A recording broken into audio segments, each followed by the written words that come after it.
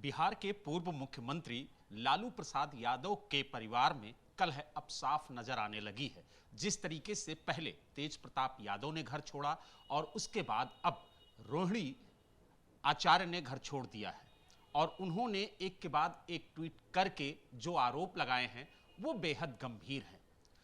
लालू प्रसाद यादव के परिवार से बेहद करीब हैं पप्पू यादव जी और इस वक्त हमारे साथ सांसद पप्पू यादव जी मौजूद हैं। पप्पू जी, आप लालू यादव के बेहद करीबी रहे हैं, लेकिन जिस तरीके से पारिवारिक कलह निकल के सामने आ रही है उसको लेकर के विपक्ष भी सवाल खड़े कर रहा है और जिस तरीके से रोहिणी आचार्य ने आरोप लगाए हैं वो बेहद गंभीर हैं। देखिए, विपक्ष के पास कोई मुद्दा नहीं बचता।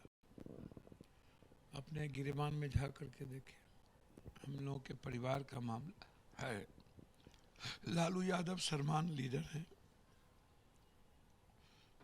और ये परिवार से ज्यादा समाज के लिए महत्वपूर्ण विषय होगा। जब सवाल खड़ा होता है, जो समाज, जो वर्ग, जो समूह लोगों के साथ इमोशनल रिश्ता रखता है, चाहे आप हो या हम हो, तो वहाँ लोगों को पेन होती है।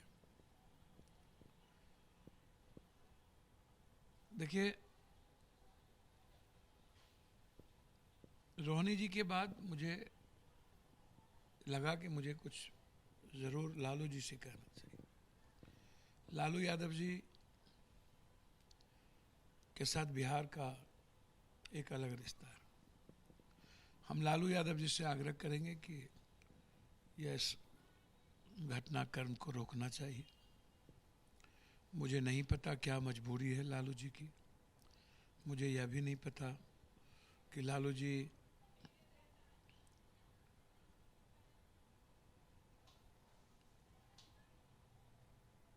कुछ बोलने के लायक हैं या नहीं वहाँ, या लालू यादव जी भी कैद कर लिए गए।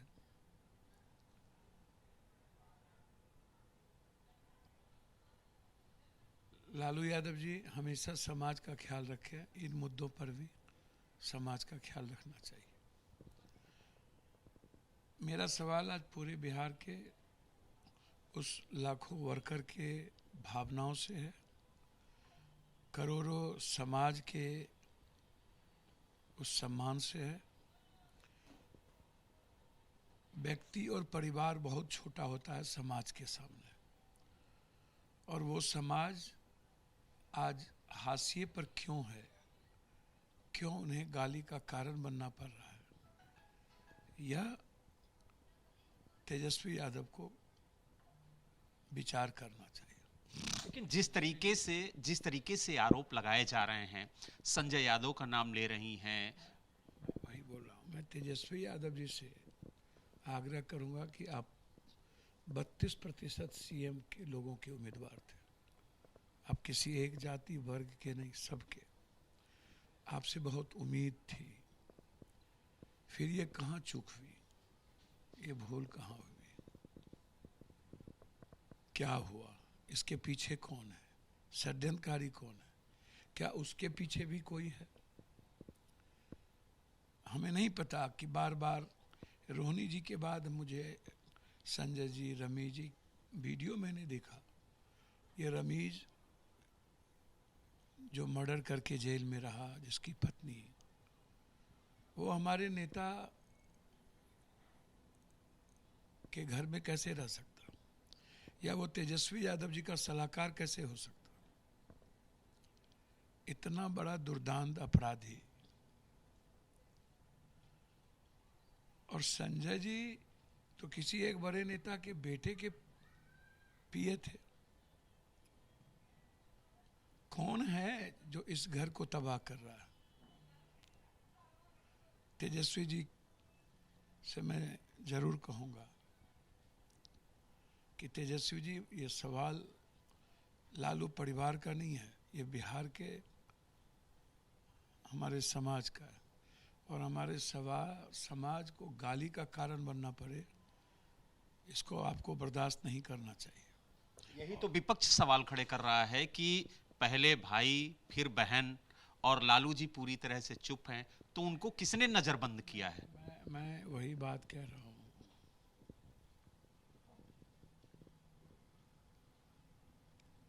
कि जब इतने सवाल खड़े हो रहे हैं, मैं ये नहीं कहता हूँ कि हार तेजस्वी जी या संजय के कारण हुई है। हार में तो बहुत सारे तिक्रम हैं, बहुत सारे सिस्टम हैं, सब कुछ के हाँ, लेकिन हम अपनी गलतियों को ना छुपाएं। हम सबसे गलतियां हुई है, और जिस गलतियों में जिस तरीके से 15-20 लोगों को छोड़ दीजिए तो लगभग टिकट राजद में बिके। बड़ी बात कह रहे हैं सर, अन्य दलों में भी बिके। ऐसा थोड़ी है कि राजद में जितनी क्षेत्रीय पार्टी है और बीजेपी, नीतीश कुमार जी की पार्टी को छोड़ दीजिए, कुछ नीतीश कुमार जी की पार्टी में भी नीचे में गेम हुआ, कांग्रेस और को छोड़ दीजिए तो लगभग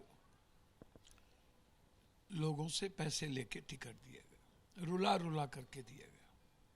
आप उठा के देखिए, एक वर्कर ने कहा था कि ये कभी मुख्यमंत्री नहीं होगा और 25 सीट भी नहीं आएगी, वो 25 ही सीट आई। किसकी आँख कब लग जाए कहना मुश्किल है। मेरा सवाल वहाँ अब नहीं है। मेरा सवाल है रोहिणी जी के साथ चप्पल या जिस तरीके का व्यवहार किया गया, गालियाँ दी गई, ये कौन है और इसके पीछे कौन है? आप परिवार के बहुत खास रहे हैं, क्या लालू जी से आप बात करेंगे? जिस तरीके से परिवार की कलह बाहर निकल के आ रही है, उसका जो विपक्षी दल है वो फायदा भी उठा सकते हैं। नहीं, सवाल नहीं उठता। पप्पू यादव के रहते हमारे समाज पर हम मरना पसंद करेंगे, कोई आंच तो नहीं आने देंगे। और लालू यादव जी से कई बार हम मुलाकात करना चाहे तो वहाँ से कोई रिस्पांस नहीं। हम बीच में चुनाव के पहले भी हम तेजस्वी यादव से मिलना चाहे, बीच में भी बात करना चाहे, तो मुझे लगता है कि रमीज जो क्रिमिनल है वहाँ, और संजय को पप्पू यादव वहाँ उस परिवार में आए, इसको पसंद नहीं है, क्योंकि इन लोगों की दलाली खत्म हो जाएगी। और मैं जानता हूँ कि ये दोनों वहाँ का मोहरा कौन है, शतरंज का मोहरा कौन है और किसको उस परिवार में प्लॉट किया गया है, वो समय आने पर मैं बताऊंगा। लेकिन अभी सिर्फ इतना कहूँगा कि इस घर को तोड़ने में, इस घर को बर्बाद करने में रमीज और संजय की भूमिका लगातार, तेज प्रताप जी भी, रोहिणी जी भी, और जितना अपमानित मीसा को भी किया है, ये भी गलत है। लगातार मीसा का अटैचमेंट अपने पिता से है, वो नहीं बोल पाई, लेकिन मैं कहना चाहूँगा कि ये गलत है। और तेजस्वी जी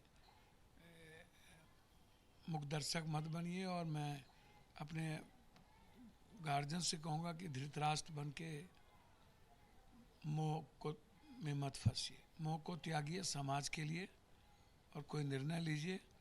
पप्पू यादव भी आपके लिए बेटे के ही तरह है, और मैं हमेशा आपके लिए बेटे की तरह रहूँगा। मैं आपके रेस्पेक्ट के साथ कोई समझौता कभी नहीं किया है, और मैं चाहूँगा कि जो अटैचमेंट समाज का लालू यादव के साथ है, उस पर कोई आँच ना आवे। एक आखिरी सवाल, रोहिणी यादव से कुछ कहना चाहेंगे? मैं एक बात तो ज़रूर कहूँगा रोहिणी जी से कि परिवार परिवार होता है, रिश्ते कभी अलग नहीं हो सकते। राजनीति अपनी जगह पर है, रिश्तों को मत तोड़िए। वह रिश्ता, वह परिवार बच जाता है जब कोई अपमान का घूंट सहता है। तो इस परिवार को, लालू यादव के विचार और परिवार को बचाने के लिए जितना भी अपमान का घूंट सहना पड़े सही है, लेकिन रिश्ते को मत तोड़िए।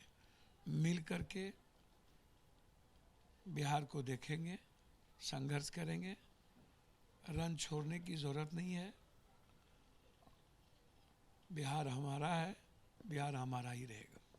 तो आपने देखा हमारे साथ पप्पू यादव जी थे, जिन्होंने कहा कि हम कोशिश करेंगे लालू प्रसाद यादव से मिलने की और जिस तरीके का माहौल परिवार के अंदर बना है, जिस तरीके से किसी बाहरी के हस्तक्षेप से परिवार में विघटन की स्थिति आई है, एक बंटवारे जैसी स्थिति आ गई कि पहले बेटा गया, फिर बेटी गई, और कहीं ना कहीं अब लालू जी को इसे संभालना होगा, क्योंकि ये एक घर का मामला नहीं है, परिवार का मामला नहीं है, बल्कि समाज का मामला है। और इसको लेकर के उन्होंने रोहिणी आचार्य से भी कहा कि वो जितने भी अपमान के घूंट है वो पी जाए, क्योंकि परिवार को बचाना उनका पहला फर्ज है। और इसको लेकर के बार बार उन्होंने लालू प्रसाद यादव से कहा कि इसमें हस्तक्षेप जरूर करें, क्योंकि कहीं ना कहीं जिस तरीके की तस्वीरें निकल के आ रही हैं वो चिंताजनक।